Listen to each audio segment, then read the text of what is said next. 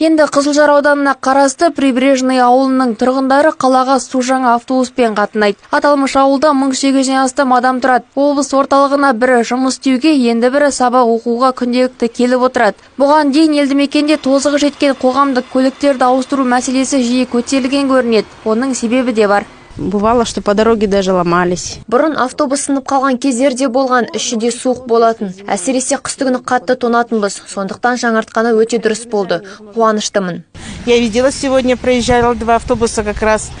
Көлік өте ыңғайлы, желдеткіш те бар екен, іші жарық әрі таза, өте қуаныштымыз. Бұған дейінгі автобустар мұндай болған жоқ еді. Біздің ауылда күнде таңертең жұмыстарымен қалаға баратындар көп.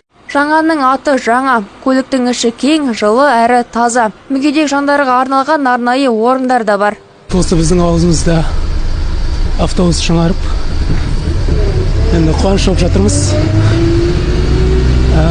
Алдын старый автобус болатын еді. Қазір жап-жаңа әдемі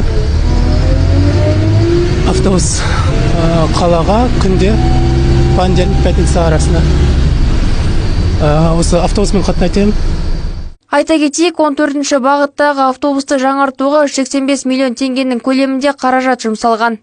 При поддержке Фонда промышленности Республики Казахстан Өнеркәсіп қорының қолдауымен Семенова жеке кәсіпкерлігі лизингке Paz Vector Next маркалы 5 жаңа автобус сатып алды. Автобустар кең, кондиционер және мүгедектерді тасымалдауға арналған жабдықтар бар. 14-ші бағыттағы көліктердің 80% жаңартылды. Алдағы уақытта қалған жылжымалы құрамды жаңарту қарастырылып жатыр. Бір автобустың сыйымдылығы 52 жолаушыға арналған. Ақжүніс Мұқатай, Чернез Иманов, МТРК.